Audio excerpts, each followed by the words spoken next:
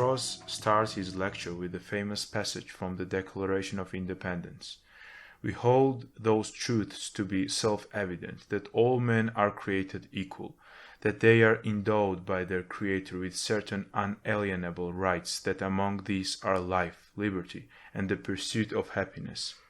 Strauss considers the dedication of Americans to this proposition as one of the cardinal reasons for their power and prosperity.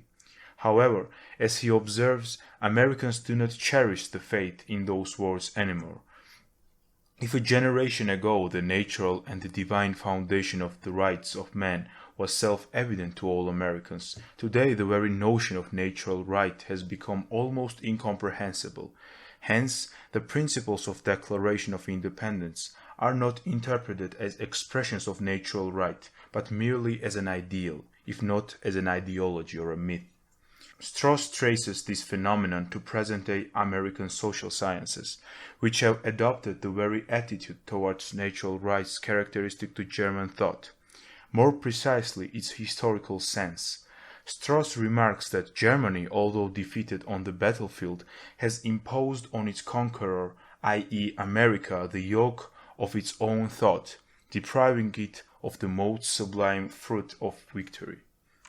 Before discussing the very essence of the historicist attitude towards the problem of natural rights, first of all let us give a comprehensive definition of natural right per se. Natural right claims to be a right that is discernible by human reason and is universally acknowledged. In its classical form, it presupposes a teleological view of the universe, according to which all natural beings have a natural end, a natural destiny, which determines what kind of operation is good for them. And since man is endowed with reason, he can have the knowledge of his end and thus of the general principles that govern his conduct. Principles that constitute a law promulgated by nature itself, which enables him to discriminate between right and wrong. In opposition, historical school of thought that emerged in 18th century Germany believed that no such universal right existed. Instead, insisting on the ethnic character of all genuine right, it trailed all natural right to unique folk minds. In other words, according to historicism, what claimed to be universal appealed eventually as derivative from something locally and temporally confined. As Strauss himself puts it, radicalizing the tendency of men like Rousseau, the historical school asserted that the local and the temporal have a higher value than the universal.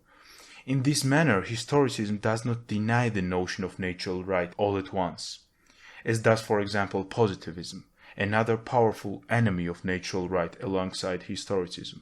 Instead, historicism had preserved natural right only in a historical guise. On the one hand, by assuming history as a process ruled by intelligible necessity, i.e. trans-historical principle, and on the other hand, by reducing universality of genuine right to individual cultures, i.e. folk minds.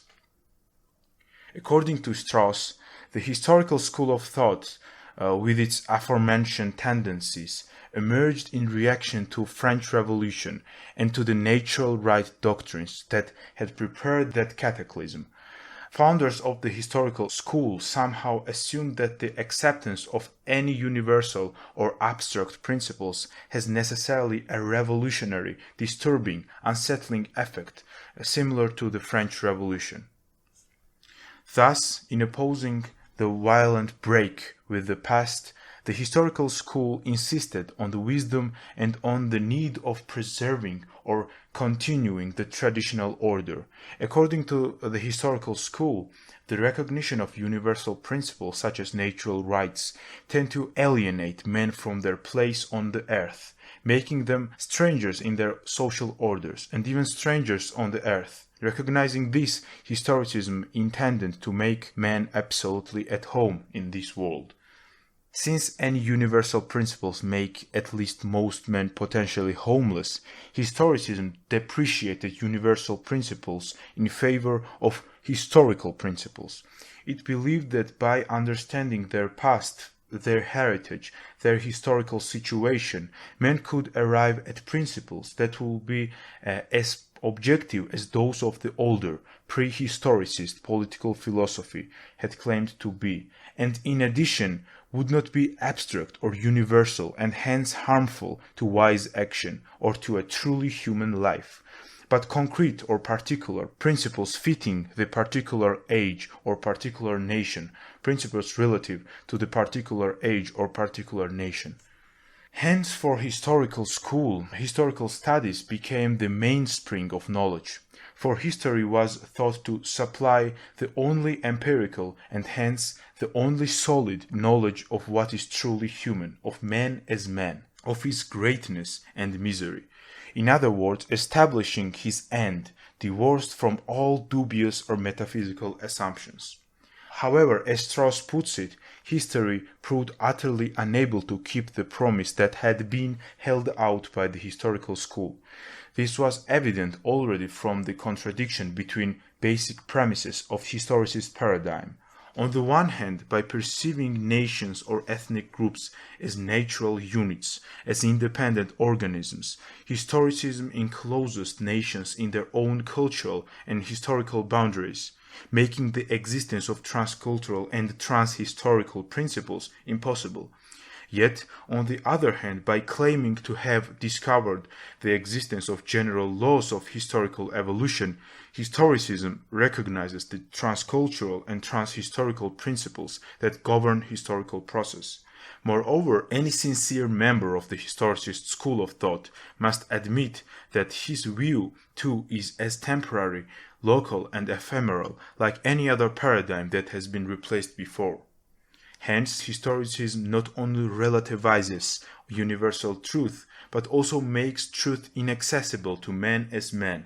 It asserts that the basic insight into the essential limitations of all human thought is not accessible to man as man, or it is an unforeseeable gift of unfathomable fate.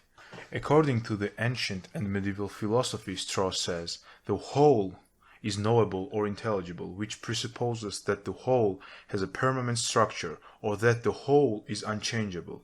In contradistinction, according to historicism, what is called the whole is actually always incomplete and therefore not truly a whole. The whole is essentially changing in such a manner that its future cannot be predicted. The whole, as it is in itself, can never be grasped. Consequently, it is no surprise that historicism ends up denying natural right, since without the accessibility of truth and the whole, the notion of natural right falls apart. Thus, in the face of valueless universe, historicism's last hope lies in the absolute moment of history, when the ultimate truth is revealed. But the irony of historicism consists in the fact that the absolute moment is nothing but the moment in which insoluble character of the fundamental riddles has become fully manifest, or in which the fundamental delusion of the human mind has been dispelled, moment in which historicism culminates in nihilism. As Strauss puts it, the attempt to make man absolutely at home in this world ended in man's becoming absolutely homeless. Historicism has revealed nothing but absolute meaninglessness of the historical process, that history is merely a tale told by an idiot. However, surprisingly enough, despite all its consequences, historicism did not lose its prestige.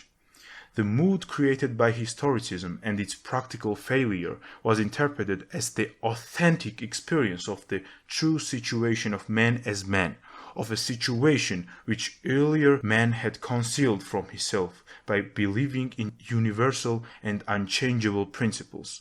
The nihilistic consequence of historicism could have suggested a return to the older prehistoricist view, according to which classical notion of natural rights reign. Nevertheless, modern intellectual trends in social sciences hold enough proof that historicist trend has only become more powerful in the West.